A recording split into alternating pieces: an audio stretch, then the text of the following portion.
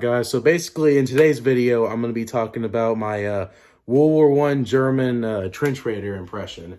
So if there's anything that I didn't get covered in this video well, or anything that's inaccurate about this, please put in the comments and tell me. I would like to know and learn, but for my mistakes. Well, we're going to start off with this. So basically this is a World War I German undershirt. Usually they're white and go a little bit longer than this, but this is a marine style, so it's got more of like a bluish to it, and it's a little bit shorter, but I'll go ahead and put this on.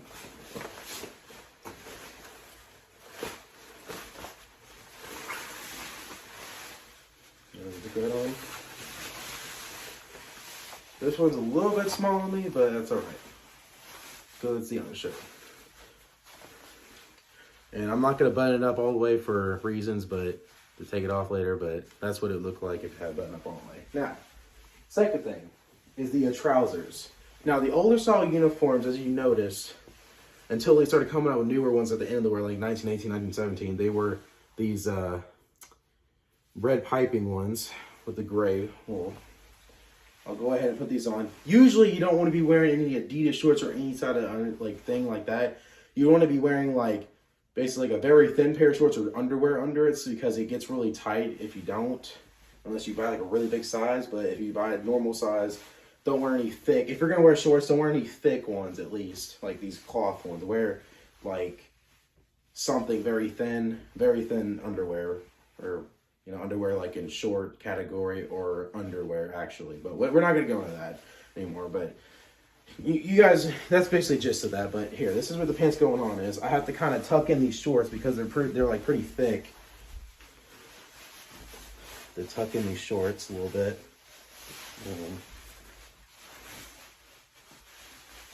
Then tuck in the undershirt. Close up a little bit.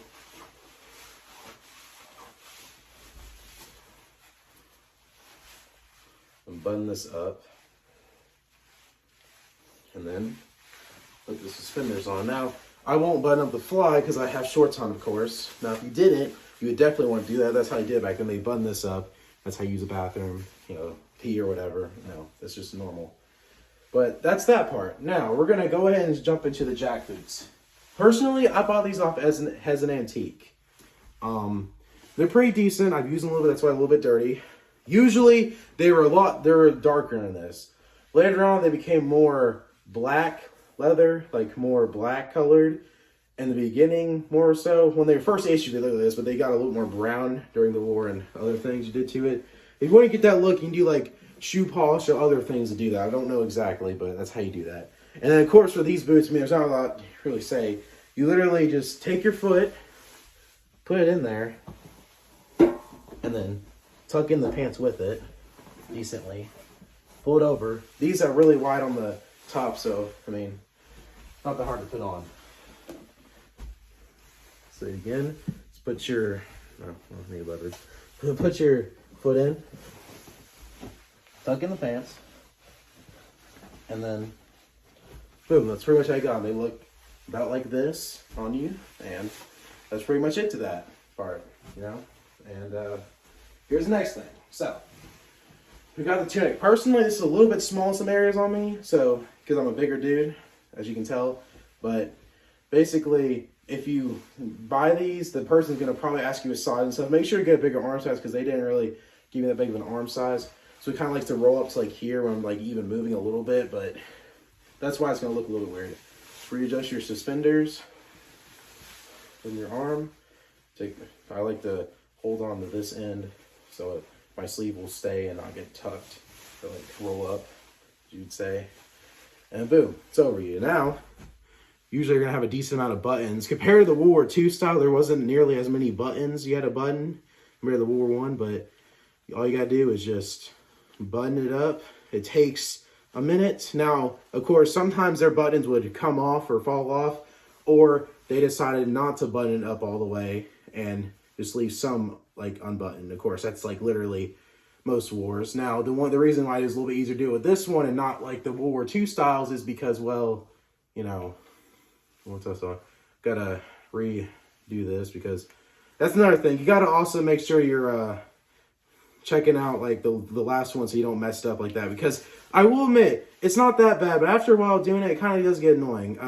Here, I'll go ahead and show you. Sometimes they might just like, you know, button the next one and not even button that one and just do it kind of like this.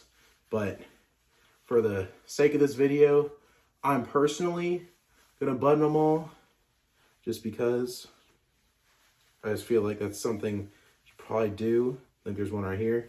That's what it looked like if you didn't button them all the way up. But yeah, and then you'd also have this little hook on, you can see it, this little hook right here that would make that go a little bit tighter.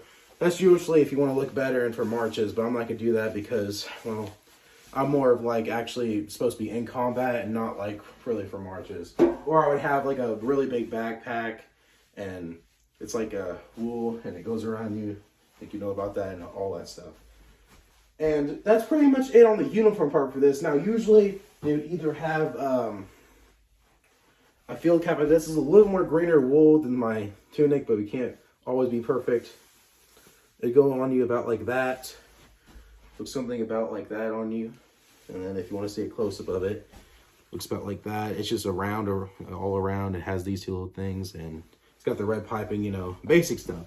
Then, let me go get that. After all that, the other thing is you would have basically a helmet like this. Now, if you want to be honest, most people didn't wear helmets like this. This is a design that wasn't used a lot back then. It's called the M18. It was used, I think what it was used for, if I read correctly, is it was the purpose of it was for, but like headphones to use those. But of course, it wasn't used totally a lot. So they kind of, that was kind of how it was, you know, that's kind of the sort of the purpose. And then it has like the camo, of course, as you see, World War I German camo. But yeah, you could see a lot of trench raiders wearing this. They didn't all wear it. Some trench raiders even wore pickle hollows, but you know, that's just the gist of that. If you want to see like what a regular one looks like, I have this original World War I German shell of a regular M16 helmet.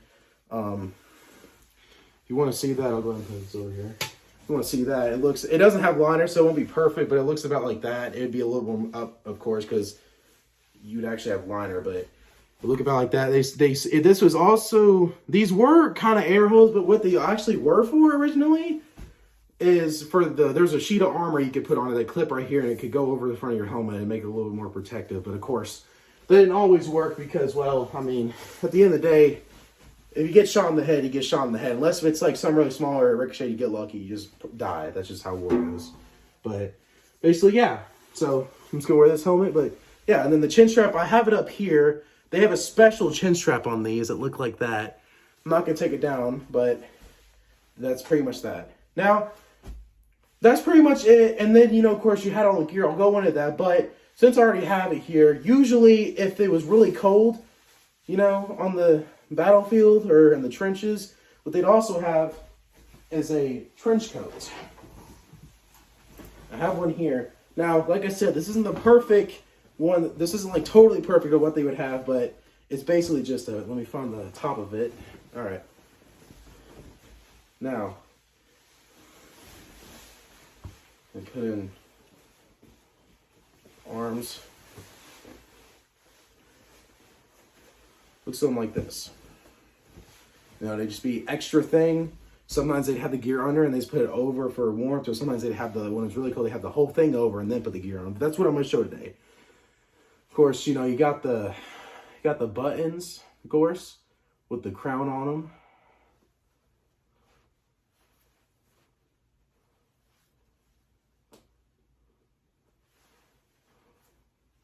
I mean, it's a decently long process. It is like 1 or 2 in the morning. I filmed this video, and you know, I've been going outside, walking all day, doing things. You know, I'm a little bit tired, but still have enough energy to make this video, of course. You know,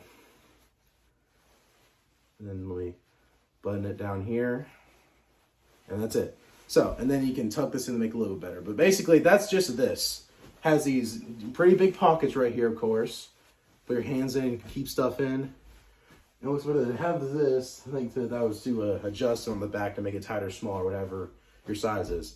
Now, on the next part, I'm going to talk about the gear. You know, the stuff, the ammo, the food, the canteens, all that. I'm going to talk about that. Now, personally, I had this on not too long ago for something, so I already have the stuff kind of already put on here. I just got to readjust it because it was kind of laying on the floor for a minute, some of it. But here, let me readjust this for y'all. Might have to take this off. So basically, yeah. Basically, yeah, that's right. All right. So here's the gear. I'll go over all of it once I get it on. Basically, as you can tell, first of all, you saw the ammo pouches.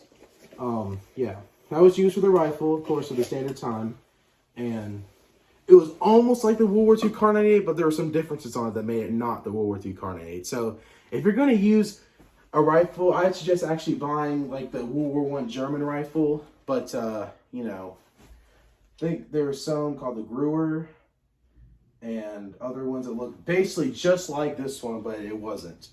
Some of them had, at the end of where they had handles that were curved down, it looked almost like this one. Sometimes, and the other ones had like a straight handle, kind of like a Mosin Nagant Worcester style bolt. But yeah, that's pretty much just that. This is a little bit heavy, so it's going to be kind of hard, so bear with me here. It's going to be kind of a little bit hard to get on because it has it's pretty heavy and awkward getting on, but once you get it on there, it's not that bad. Then you got to, of course, hook it on the hook. That was pretty easy to get on that on there. And then you got to find where this was. Let me see where it is. The thing that I have on here, this isn't the same color as the bread bag I have on there. This is one I already had, so I used it. Usually, they had Y straps, but usually you would see soldiers using bread bag straps. And what they do, you clip it on right here, put it around their shoulders, and then here, let me clip it around there, and then put it on hook it on the other one. And the reason they did that was for, as you can probably guess, just support, kind of like actual Y straps. And then they put those right there. This is my shovel, of course, with the sheath for the shovel. And then you got the bayonet. Now, this is the reproduction one. And to be honest with you, I'm probably not going to be able to get it back in. It's pretty awkward to get out. The reason I'll be able to hold it, it gets oil in my hand. There's oil on it, and it's not actually sharpened all the way. Basically, this is a good example. It's got the little thing right here, so you can put it on the bayonet, and it works, it looks like. Here's the standard handle, another thing to protect your fingers. And then you got all these grooves, and it's really long. Usually put on the thing, like on the gun, obviously, the rifle, not thing. And, you know, you'd stab somebody. Now, the problem is that, think sort of in the middle, maybe after a little bit in the war, the Allies, like the Americans and stuff, they started to be like, well, these are kind of not really humane. So if we see these with you, we're probably going to do things worse to you, like kill you or like do worse things to you than you would on a regular prisoner. And that's kind of the same thing for everything. But the reason is because it's a lot worse getting stabbed in one of these, because when you get stabbed, you pull it out and all that shit comes out with it on the little sharp grooves that you can see here. Has them all the way down there. So, and it was actually really slow. So it kind of made you seem like, kind of like, you know, you wanted to make it as painful as possible. Well, of course it is war, so you don't really care about that. But at the same time, there's things that are more humane than others. I'm gonna set this knife right here. But basically, you'd have that knife right there in the shovel. And then what else I have on here, get it off. Get it.